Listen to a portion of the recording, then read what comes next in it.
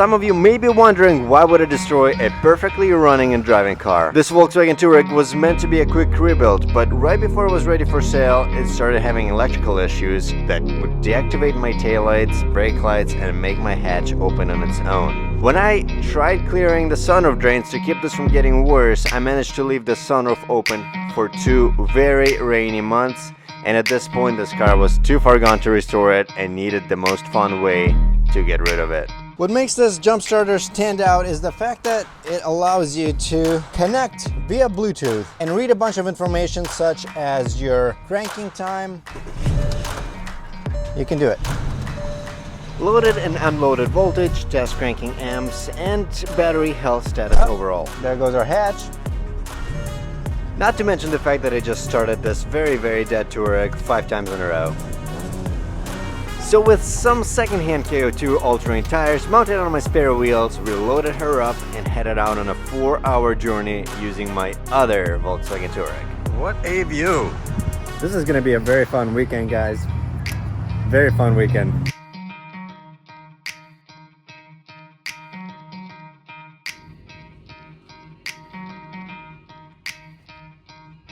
I want to kill it this weekend. So I'm gonna go full send. So it has a habit of opening the trunk on its own. Oh, that's... Do I get it from the outside? Yeah, I would take your spare out and all your jack and stuff. Makes sense. Yeah, you don't want to pull all of that. Fair enough. And the best part about bringing 2 of the same car is that parts are interchangeable, and the windshield wipers on the race car are not going to be sufficient for how wet this track is. I kind of want as much visibility as I can get for my first race. I'm pretty happy to see that I'm not the only SUV. However, the Touareg is almost 6,000 pounds and significantly heavier than their RAV4. So we just had our novice driver meeting, and based on that we are gonna run 40 psi. Reason being is that you don't want to be too low in pressure and have a tire pop off the rim, which at that case could cause you to flip over. So they're just advising to start at higher psi, and then if you feel like you're struggling for traction, you can go down then. Considering the fact that I'm on all-terrain tires, KO2s, like some of the best all-terrains out there, I am not concerned about traction, so we are just gonna go pretty hard on pressure. I think that'll be in our best interest. That's a normal amount of smoke. So that's Subaru over there, and Dan are having issues with the Subaru. So I'm gonna let him drive the Touareg as well. Here's a quick overview of what the course looks like. The race is going to be over 2 days, and during each of those days they're going to change the track once. So overall we're gonna have 4 different variations of the course. That's if the Touareg survives day 1. If you're familiar, for every vertical cone you hit or run over, you get 2 seconds added to your time. And if you completely miss the quote-unquote gate between the cones, that is a 10-second penalty. And in a spot like this one, where there's double cones, the penalties are doubled. Luckily, the horizontal cones are there just for information and do not cause any penalty. And for the finish line, they absolutely flood the area with cones to make sure that drivers slow down on the way out of the course. This is a big problem for a car as big as mine, because this is tighter than it looks, especially when you're coming at it at a significant speed.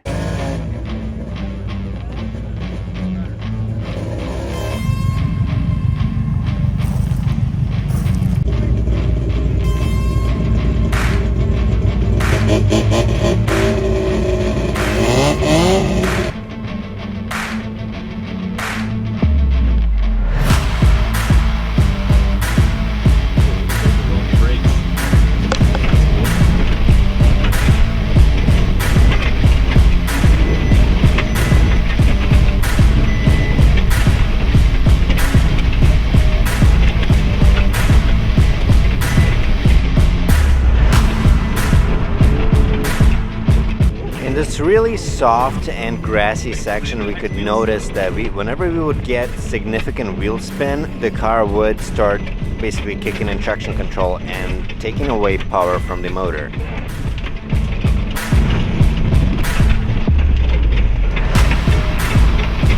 Okay, got a couple there. Yeah. But that was pretty good, man. That was definitely a lot more confident than what I was doing. But You just gotta like send it. Yeah, honestly, Fully commit. I agree. So I think we've established that I don't go hard enough. I feel like I just I hesitate. I don't know. I'm not used to this. I'm trying to figure out where the limits of the car are, and I'm being a little too careful, a little too conservative. So the consensus is that I'm going to go harder. That is basically what we got to do.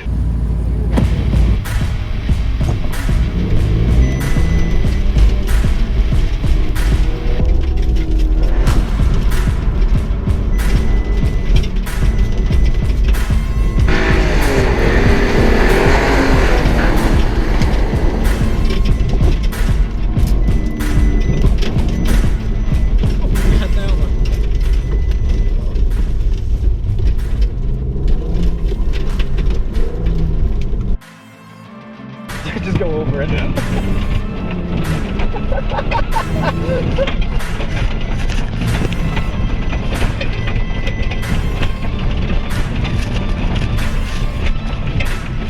Better to hit a cone than miss a gate.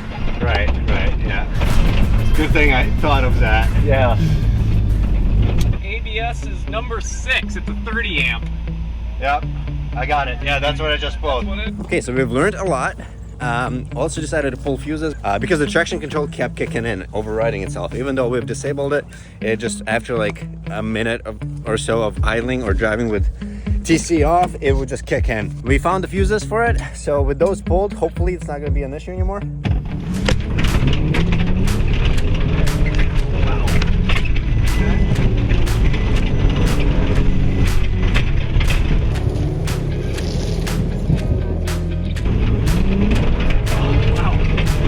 Different, yeah, very nice. Okay. Things are changing a lot now. Very nice. Oh, that's what we've been needing. Yeah, that's what we were missing, but we are now stuck. Even without it, we're kind of let off on the throttle on its own. I mean, if you get to, yeah, I imagine there's a little bit of that.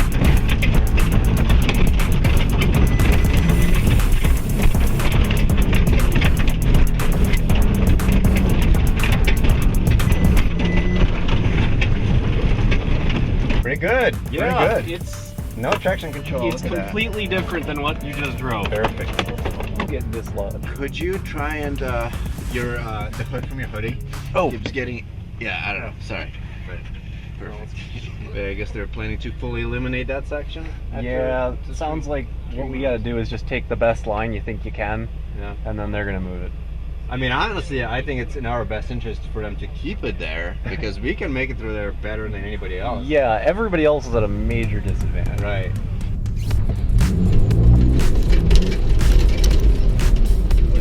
Yeah, way different, eh?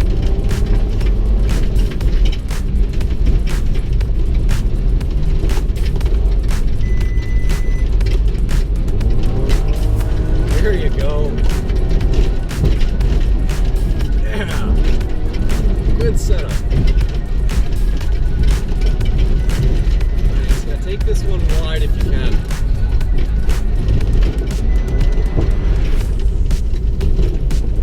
Yeah, good one. Do I? Ah, go over it. I think. Did I break something? You got Something doesn't feel right. Maybe we're just slipping, yeah.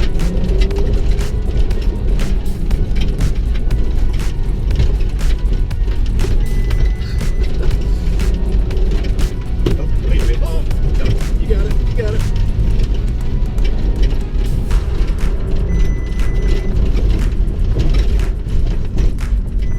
Nice.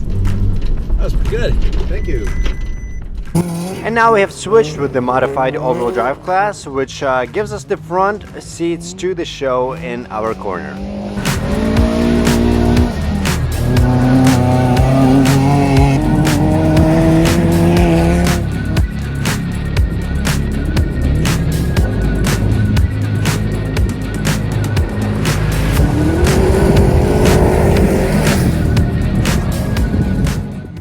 Alright, we just had a quick lunch and now we get to go again with a brand new course. Here we are, parade lap.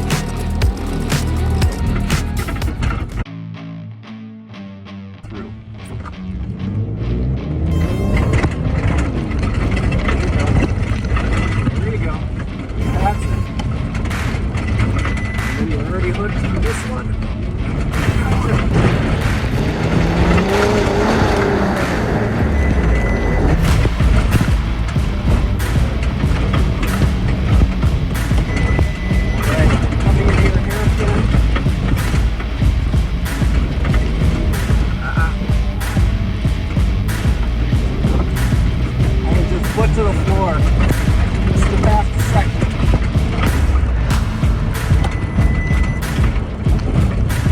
So get ready, right turn.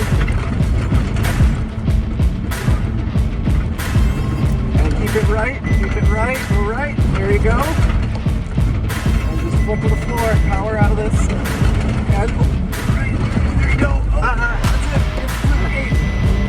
That's it. Not bad. Yeah, we blew a head gasket, I think. Oh, no way. Yeah. Oh, yeah, I can smell it now.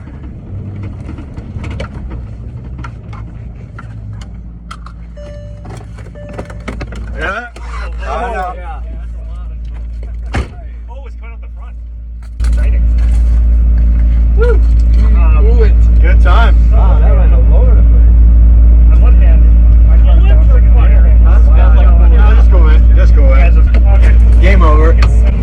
Luckily for you and me, this was not game over. As it turns out, all that had happened was a fitting for a coolant hose that broke open and allowed a bunch of coolant to spill onto our exhaust. And as fate would have it, the only other Volkswagen in this event also broke down. Luckily, this hose is not necessary for proper coolant circulation, which is why all I had to do was plug it using this random screw, give it some new coolant or water, and call it a day. For now, I think we're back on the road.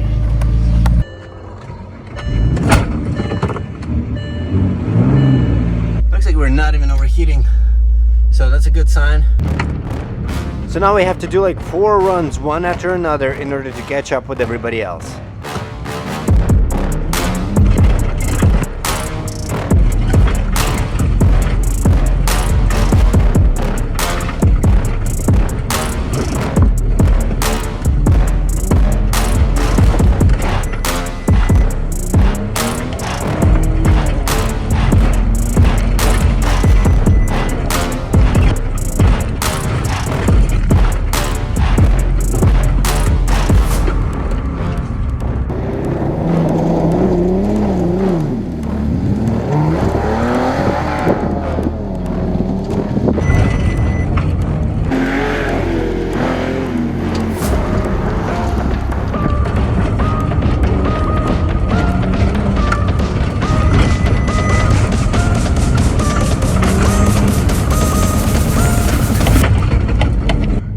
Oh, she's not idling right. No. She is not idling right at all. Maybe it knows.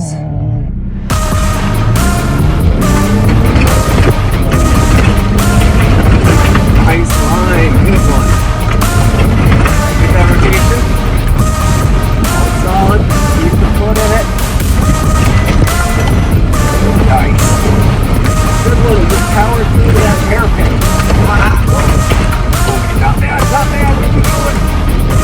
All right. All right. All right.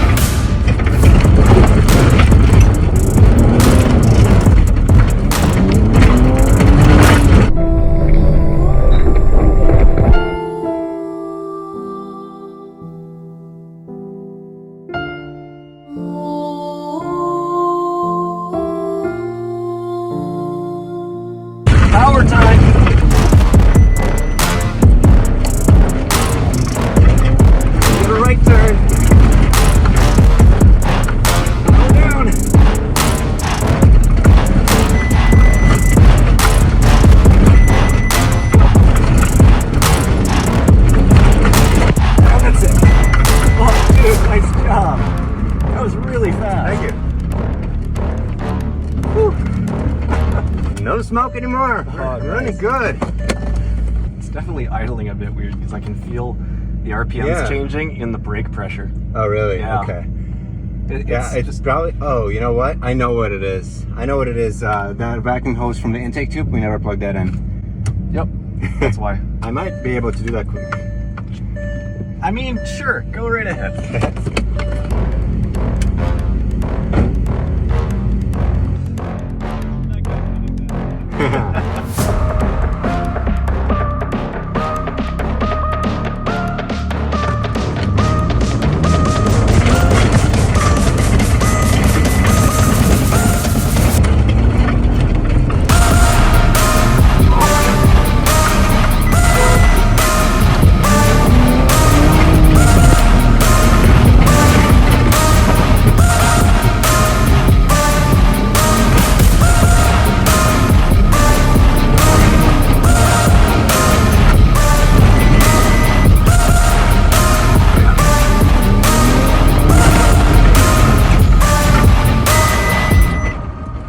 And just like that, this was the end of day 1. And the results are in. Believe it or not, but Dan managed to get the fastest time around the first course out of our entire run group. He also managed to get the cone killer title by running over 13 cones throughout the day. I will admit I was not too far behind it with 10 cones on day 1.